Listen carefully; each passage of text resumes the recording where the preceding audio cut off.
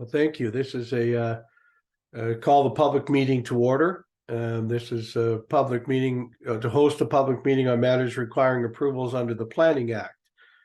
So we'll call this to order to advise the public of the following. This is a public meeting is required under the Planning Act to afford any person an opportunity to make representations with respect to the proposed official plan and zoning bylaw amendment for the lands known as 50 Silver Street.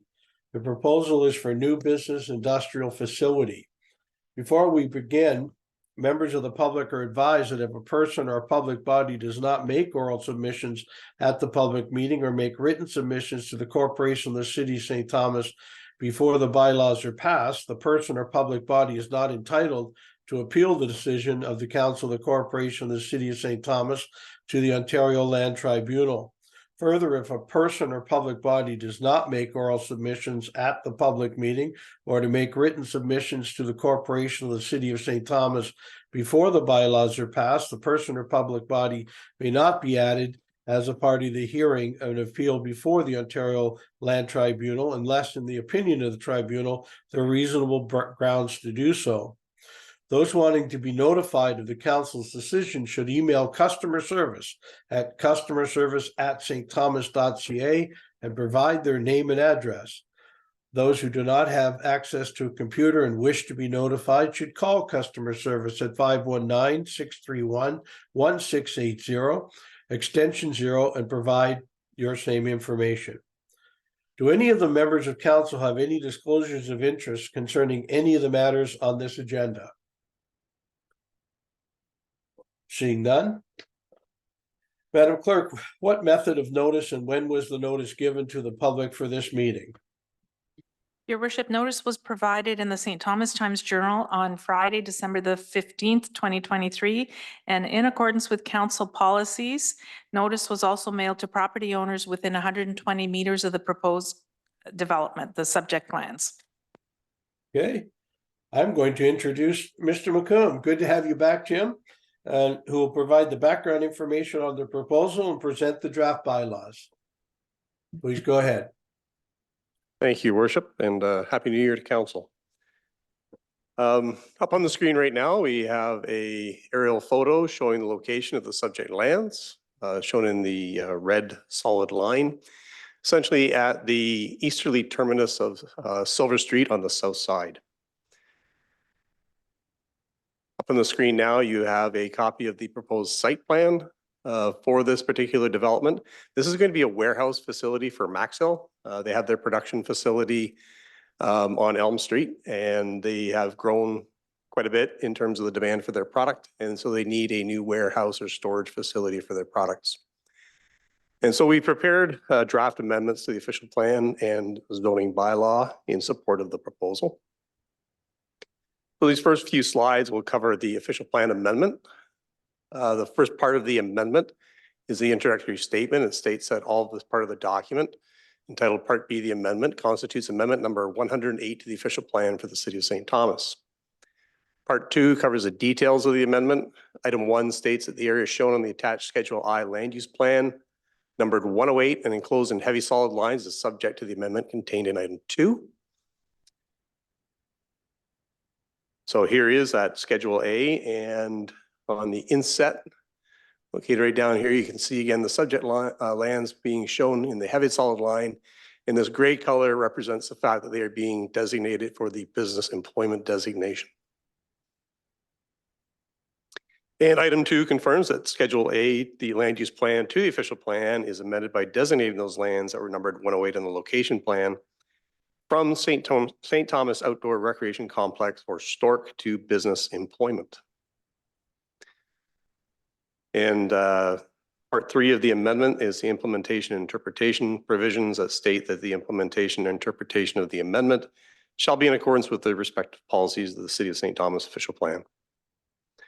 There's a concurrent zoning bylaw amendment to go with this to implement the official plan change. First part refers to zoning map 3, introducing a new special zoning map. It'll be special zoning map 3-17, and the designation, the zoning designation of the lands will be placed into a BEL-3. Part two, there's actually two map parts that cover the subject land. So the part two is a similar provision dealing with zoning map 4. Again, placing the lands into the BEL-3, and the new map part would be special zoning map 4-2. So we have copies of these. This is 3-17. It covers essentially the western about third of the property. And 4-2 captures the balance of the property. And as you can see in the map parts being placed into that BEL-3 designation. Going on with the amendment, part 3 establishes a new special zone. The area affected is a BEL-3, as was shown on the two special map parts. It's going to permit a maximum lot coverage of 53%. 50% is a standard for the BEL, and they require just a slight increase in that for this proposal. Maximum building height of 15.5 meters. That height, again, 15 meters is the max for the zone, but if I have to go a little bit higher, they want to have a third level for their office to have some recreational and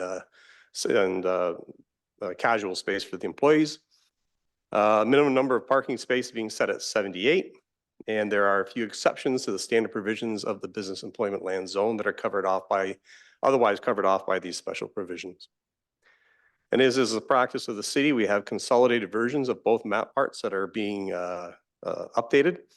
And so at part 4 of the amendment has a Schedule C to it, which is a consolidated map part 3 to reflect all changes to date. And this is a copy of that map part. And again, the BEL-3 being applied just to this little space right here.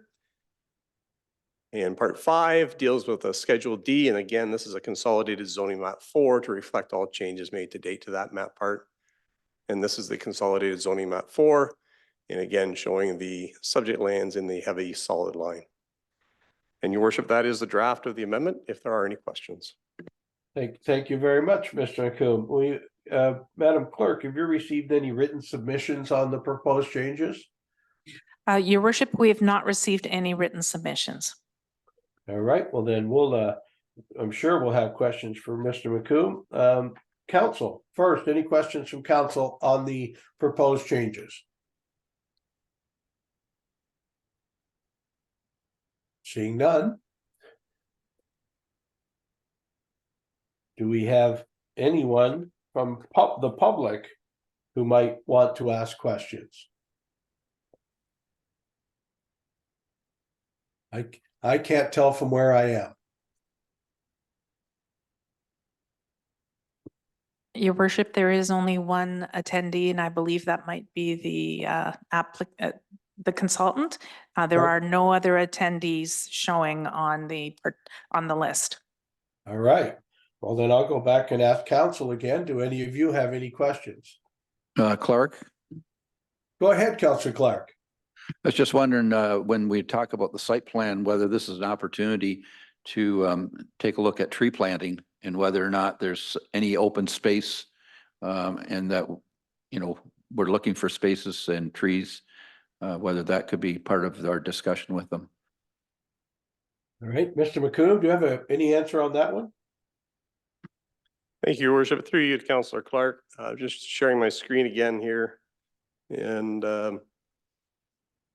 get the slideshow going, but I'll go down to the slide here. There's the one with the site plan on it. And as part of this site plan, all along the entire western side of the site, you can see all along here, they are proposing to plant trees. It'll be like a hedgerow all along that side. So we'll have some trees planted on the site to soften it up a little bit, and it'll also soften the appearance from the residential uses that are on the west side of Burwell. Perfect. Gibson, Go ahead, Councillor Gibson. with that opportunity there with the planting of the trees, is there any indication whether it could be a trail following along that to connect the south-north area in that area? Thank you. Yeah, we do touch on One Password Park to the north. That's a great question. Mr. McComb? Thank you, worship. Through you, there will still be a maintenance of a connection through Silver Street, through up northerly into One Password Park, heading southerly along that tree line. Immediately to the south of this is the city's recycling center. So having a path along there really wouldn't get anybody anywhere. Just brings us to the recycling center. So it's not proposed to put a path along there, but certainly the connections up through to One Password Park will be maintained. Okay, great. Further questions or comments? Baldwin Sands. Go ahead. Councillor Baldwin Sands, go ahead. Thank you. I previously asked the same question is, now that we've seen it there, is this an outlet for South Edgware Road? Directly going from there, or is the only access through Silver Street? Just noticing that when we held the fireworks display at One Passport Park, having the exit or just as an opportunity to get out on South Edgware would have eased traffic quite a bit. And I'm just noticing that there is the connection with South Edgware, but there doesn't seem to be an outlet to South Edgware from this site. Thank you. Mr. Coombe, is there an outlet on the South Edgeware? Thank you, Your Worship. Through you to Councillor Baldwin Sands. Yeah, there will not be any direct connection from this site to South Edgware Road. So everything will go through Silver Street and then they'd have to access South Edgware via Burwell. All right. There won't be any direct connection. As I just indicated in my previous comment, immediately to the south of this is the city's recycling center. So there's no opportunity to create a road connection down through to South Edgware directly. They did do a traffic study as part of the submission on this, and that traffic study did indicate that the roads can accommodate the expected traffic generated from the site. Okay, great. Further questions from council? Is there anybody on from the public?